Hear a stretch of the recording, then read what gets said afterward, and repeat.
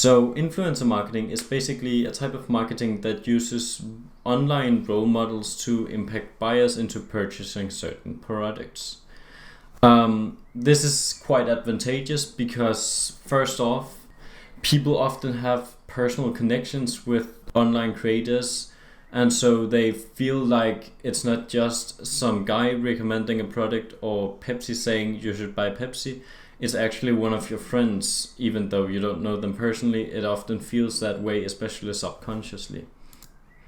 It's often also much cheaper than traditional marketing, and while having a top influencer talk about your product or post a picture with it is certainly very expensive, every business can afford to use influencer marketing because there are influencers, quote unquote, with just hundreds of followers, and so every business can afford to use them. And also, a post made by Kylie Jenner is comparatively quite cheap to something like a Super Bowl ad, which can cost millions and millions of dollars. So, how's it different from a more classic celebrity endorsement? Well, basically, celebrity endorsements are made by more classic celebrities and often in film or something. And generally, people don't feel as close a connection to, say, an actor as they do an online influencer, because influencers have much more personal interactions with their followers. And they also seem more genuine in their personalities and the way they talk about the products and just the overall way they act. As an example, here's a really bad celebrity endorsement.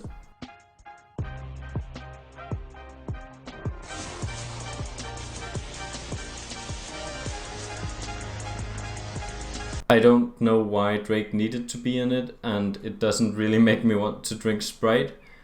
Whereas PewDiePie telling me to drink G Fuel is funny and relatable because I feel like I know him personally and he's like a friend or something. Advantages and disadvantages of influencer marketing. Advantages for the companies is that it's cheap compared to how many people they reach.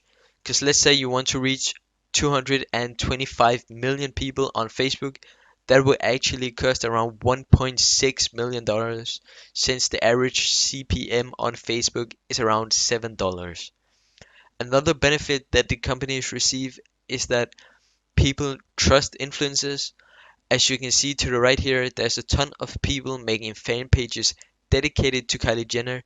This indicates that most people behind those fan pages would most likely buy any product that Kylie promotes.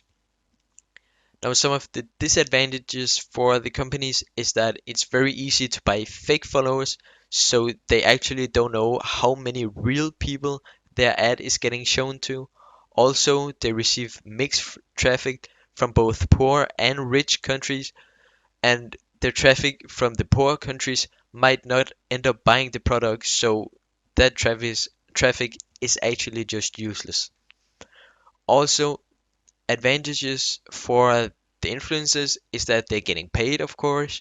Now, most influencers are getting paid upfront and every time they make a sale, and they're also helping their followers since they probably have a special discount code where their followers can get a certain amount of percentage of the actually product.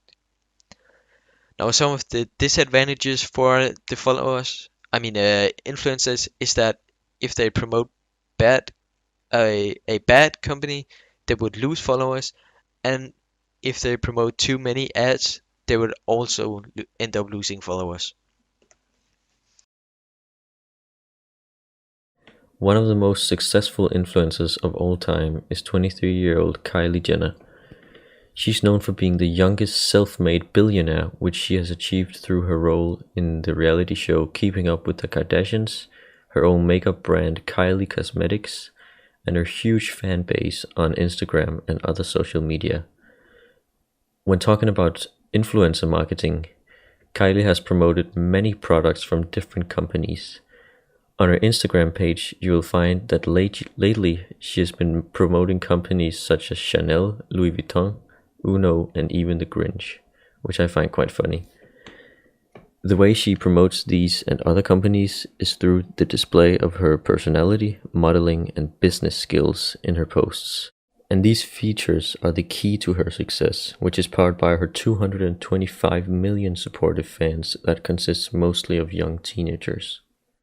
This huge fan base is also the reason why companies want their products to be promoted by Kylie, even though she charges an estimated $1.2 million for one sponsored post, and even more for being on her Instagram story. On Snapchat, Kylie has even gone so far as to influence the platform's stock market. Once she wrote a tweet saying, "So, does anyone else not open Snapchat anymore? Or is it just me? Ugh, this is so sad." And just a day later, Snapchat lost 1.3 billion of its market value.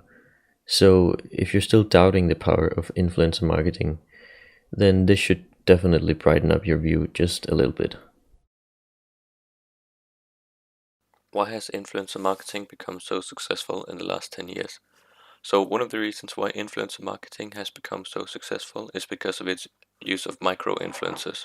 Micro-influencers are influencers with 10 to 50,000 followers, and macro-influencers are influencers with hundreds of thousands to millions of followers.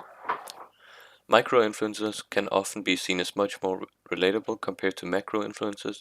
This is often due to macro-influencers posting content regarding their luxury lifestyle, which their followers can often relate to. A micro-influencer might post more relatable content, such as, for example, walking their dog. Micro-influencers also have an easier time interacting with their fan base compared to a macro-influencer. If we, for an example, look at Kylie Jenner, she gets around 15,000 to 60,000 comments on her Instagram post, and it would be very difficult to answer her fans' questions or interact with them for her.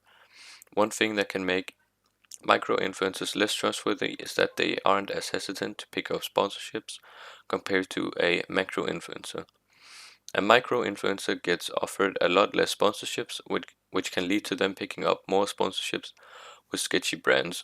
But one thing that can build trust with macro-influencers is that the followers know that if the influencer picks up a bad sponsorship, it can have tremendous negative effects on the influencer's trust. Influencer marketing also leads to more social proof, since there often is a built-in conversation component in social media platforms.